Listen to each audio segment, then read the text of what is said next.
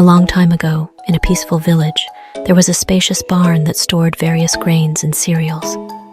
The family who owned the barn lived a happy and content life, blessed with bountiful crops and a warm household.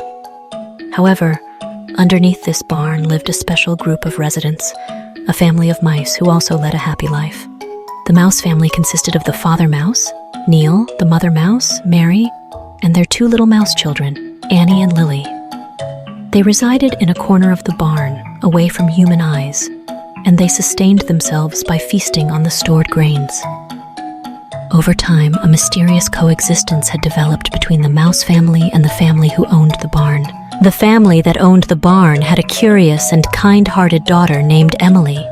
She often played around the barn and occasionally discovered traces of the mouse family. The mouse family, on the other hand, had grown accustomed to Emily's presence and realized that she posed no threat. In fact, she was friendly.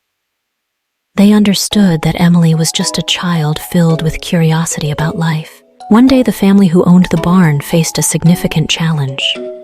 Suddenly, a severe storm ravaged the village, causing extensive damage to the barn's roof, with rainwater flooding into the barn, endangering all the stored grains.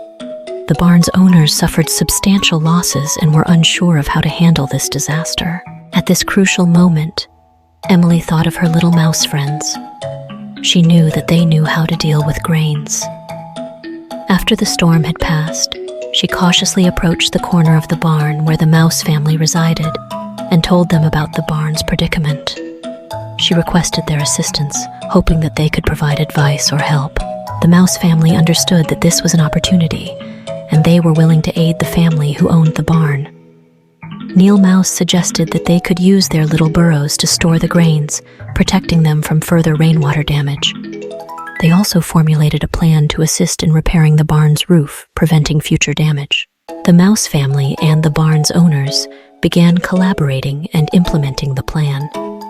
Neil and Mary Mouse, along with their children Annie and Lily, went into the barn to store the grains in their burrows, while the barn's owners provided them with tools and materials to help repair the roof.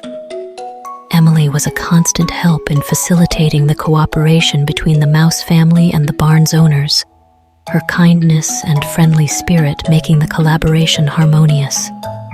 As time passed, the mouse family and the barn's owners successfully repaired the barn and stored all the grains.